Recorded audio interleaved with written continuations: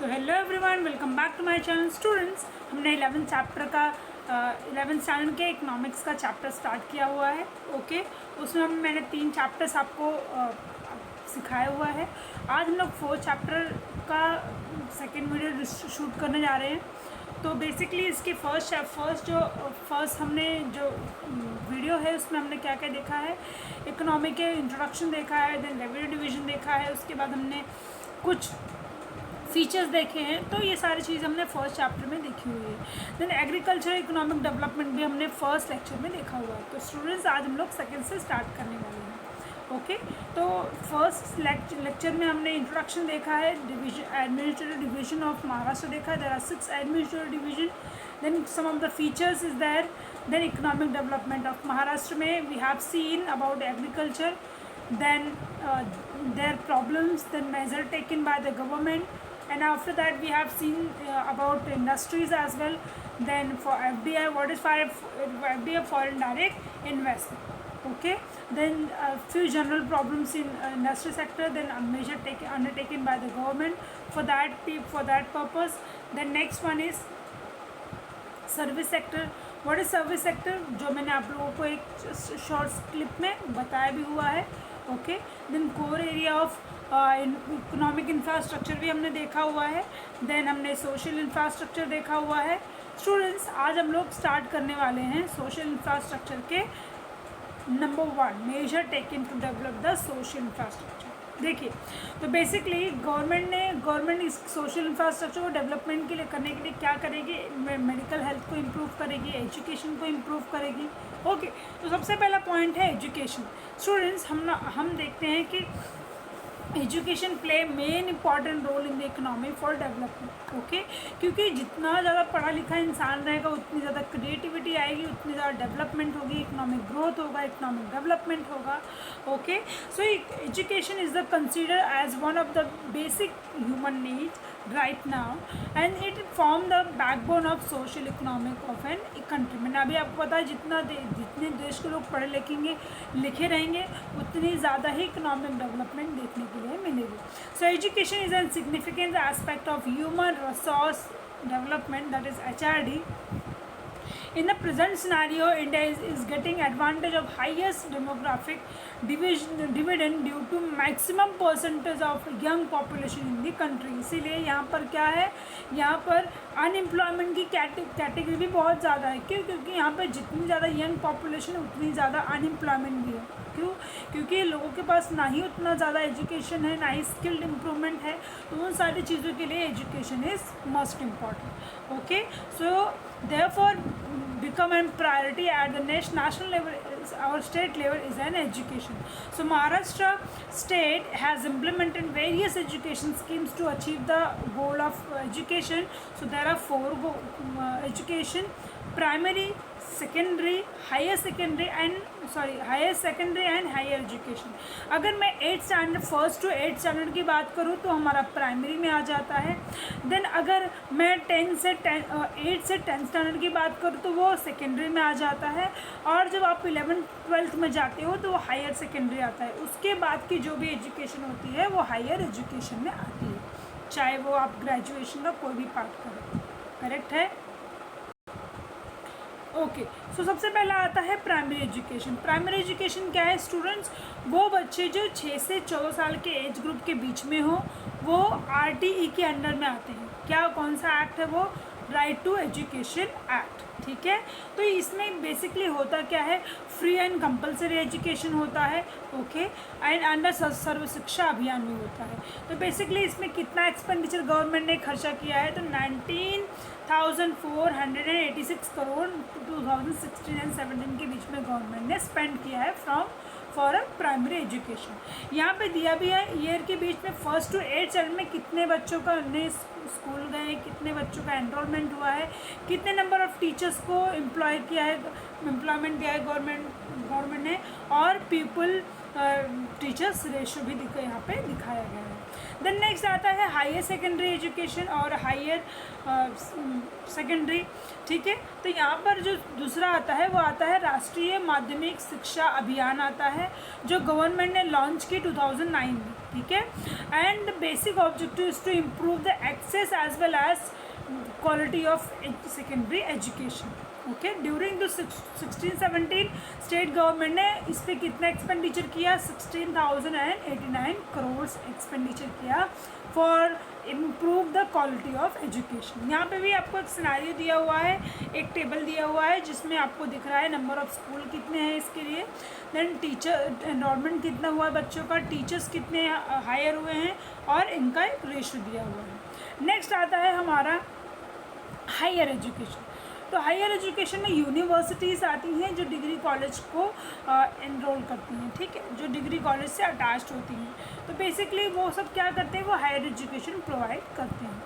Apart from the universalisation of primary education, what is universalisation of primary education? की primary education is a must all over the world, all over the nation. So the government of Maharashtra is taking efforts to expand the opportunities in higher education also, and higher education helps in creating technical, skillful and human resources which is important input necessary for all economic development. मैंने आपको बताया कि education होने के साथ साथ उनके अंदर स्किल डेवलपमेंट भी होना चाहिए, देन उनके पास you can say skill development के साथ साथ उनका डेवलपमेंट भी होना, पर्सनालिटी डेवलपमेंट होना चाहिए, इम्प्रूवमेंट, कम्युनिकेशन स्किल इम्प्रूव होनी चाहिए, okay. For that reason and there are 22 states, जिसमें out of 4 states are for agriculture, 1 university for health science course, 1 university for veterinary science. ये कौन सा साइंस होता है स्टूडेंट्स? जहाँ पर जानवरों के इलाज को पढ़ाया जाता है, उसको वेटरनरी साइंस कहा जाता है। 1 for technology and 15 for university for general courses. General courses जैसे बीकॉम, बीएमएस काइंड ऑफ जो कोर्सेज होते हैं वो यहाँ पे इंक्लूडेड होते हैं। In this addition there are 21 autonomous university. Autonomous university कौन सी यूनिवर्सिटी होती है? जो यूनिवर्सिटी से अफिलिएटेड तो रहती है, बट जितने भी डिसीजन लेना होता है, पेपर चेकिंग होती है, पेपर करेक्शन होता है, पेपर मेकिंग होता है, तो वो सारी जो डिसीजन होती है वो यूनिवर्सिटी की जगह पे कॉलेज डिसीजन लेता है। ऐसे कॉलेज को ऑटोनोमस कॉलेज कहा जाता है, ठीक है। और 1 central university, 4 private university, 5 institutional of national importance in the state. To meet the national challenges of liberalisation, privatisation and globalisation, इसके मैंने शॉर्ट क्लिप्स डाले हुए हैं, आप जाके मेरे यूट्यूब चैनल पे देख सकते हो। The state enacted the new Maharashtra public university act 2016। The key focus on off this act is in promote academic autonomy and excellence based skill based on education through democratic process in higher education. Maharashtra is also the first state in the country who receive RUSA grant। कौन सा grant है? जो 20 करोड़ का grant मिला है government की तरफ से under the research and innovation and quality improvement for setting up innovation and technology transfer hub. राष्ट्रीय उच्च स्तर शिक्षा अभियान ये किसके लिए होता है? ये हायर एजुकेशन के लिए होता है। ये centrally sponsored scheme launch by government of India in 2016। अब अदर्स इसमें आते हैं।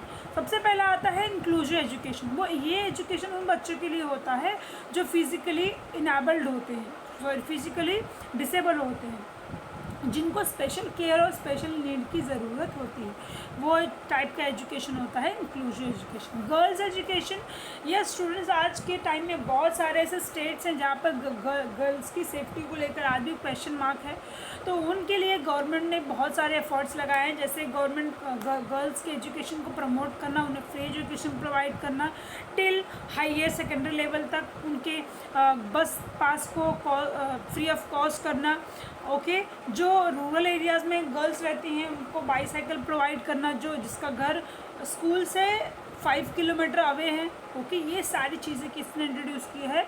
गवर्नमेंट ऑफ महाराष्ट्र में। एडल्ट लिटरेसी क्या होता है? जहाँ पे साक्षर भारत अभियान एक लॉन्च है, ईच वन टीच वन, यानी कि यहाँ पर कोई भी कैटेगरी नहीं रही है कि अगर क्रॉस इंसान है, अगर वो पढ़ना चाहता है तो वो नहीं पढ़ सकता।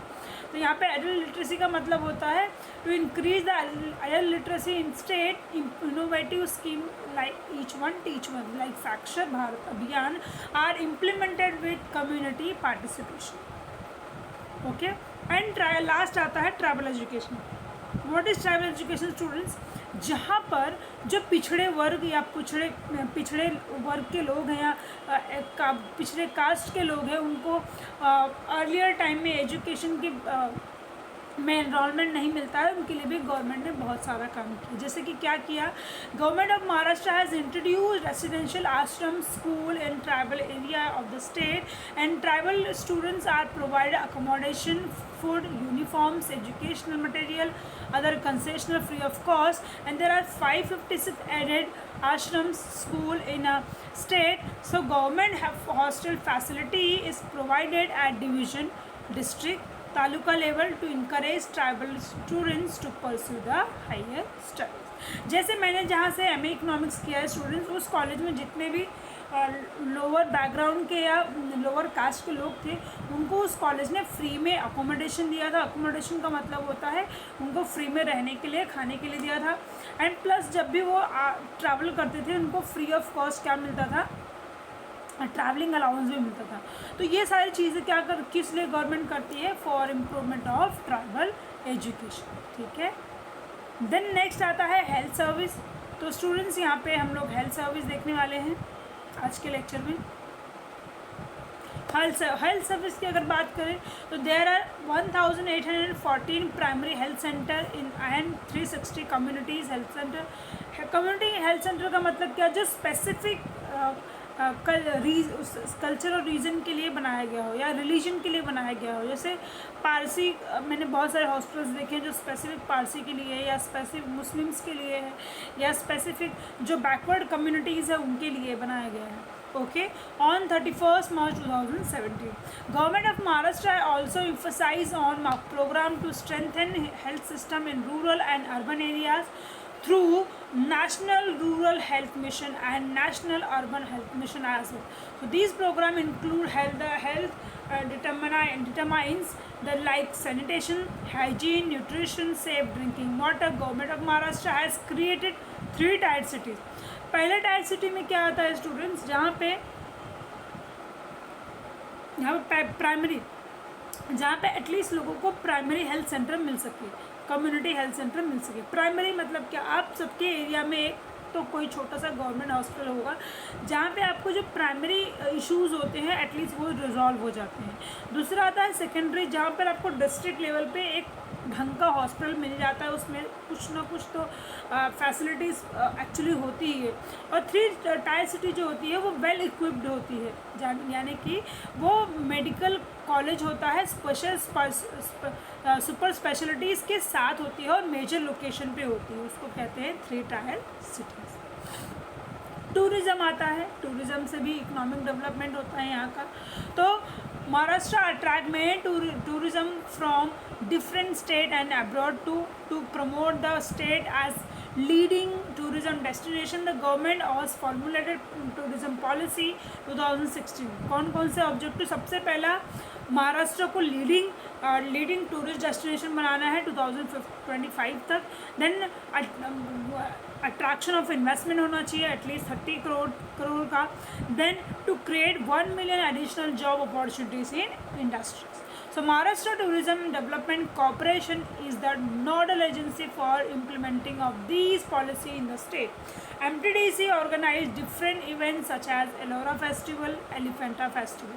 MTDC also launched Maha Brahman to bring different experimental projects such like agro tourism, village tourism, food tourism, safari, travels, lifestyle. यानी कि एग्रो टूरिज़म का मतलब एक स्टेट से दूसरे स्टेट इंसान उनकी खेती पद्धति को देखने के लिए आता है। विलेज टूरिज़म उनका रहने का, ऐसे मेघालय में आप चले जाओ तो उनका जो रहन सहन है वो बिल्कुल ही डिफरेंट है, ठीक है, तो वहाँ भी देखना आ जाता है। फूड टूरिज़म, आप एक दूसरे से दूसरे स्टेट एक्सप्लोर करते हो उनके फूड हैबिटेशन देखने के लिए। Then safari, travel, lifestyle kind of चीज़ें यहाँ पर होती है फॉर टूरिज्म। हॉस्पिटैलिटी का मतलब क्या? To provide best service.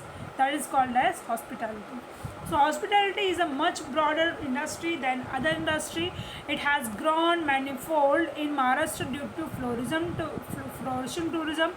One of the most defining aspects of this industry is the focus on customer satisfaction. ये वर्ड को हमेशा याद रखो आप, मैंने बताया आपको बेस्ट फैसिलिटी प्रोवाइड करना, that is called as customer satisfaction.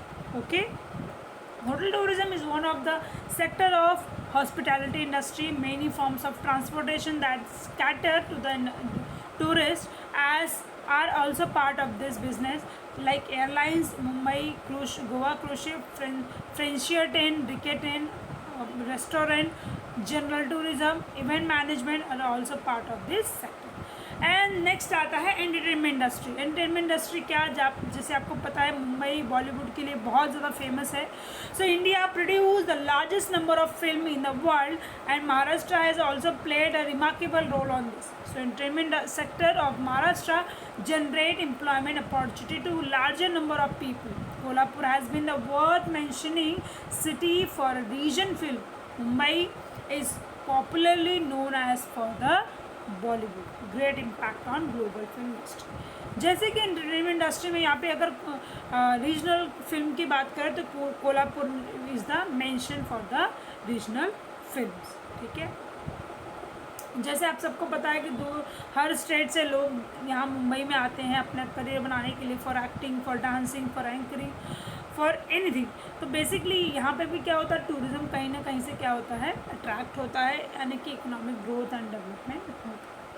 आता है the cooperative movement in Maharashtra. Cooperative movement का मतलब क्या? Cooperative movement is the greatest contribution given by the state Maharashtra to the country. कैसे? So cooperative movement is an effective instrument in the economic development of rural areas, improving social economic condition of the underprivileged in Maharashtra. And the basic nature of cooperative state is to यहाँ पे आप देख सकते हो क्या क्या चीज़ें हैं. encourage of the value of self help, democracy, equality and solidarity. Okay, so cooperative movement in Maharashtra was confined mainly to the field of agricultural trade, subsequently extend to the other sector. कौन कौन से sector है यहाँ पे? तो agro process, agro marketing, agro means agriculture, sugar cooperatives, then fishers cooperative society, then cooperative dairy society, then textile मतलब क्या, जहाँ पर कपड़े बनते हैं, housing societies, consumer stores. As on 31st March 2017, there were 1.95 lakhs cooperative society in the state of Maharashtra, about 5.25 lakh of member for the cooperative society. Thank you so much everyone. Please do like and subscribe my channel, and yes, आगे की video को देखने के लिए आप bell icon को press करना ना. और अगर आपको कुछ लगता है कि मुझे और इम्प्रूवमेंट करना चाहिए तो please comment on comment. Thank you so much everyone. Please take care of yourself.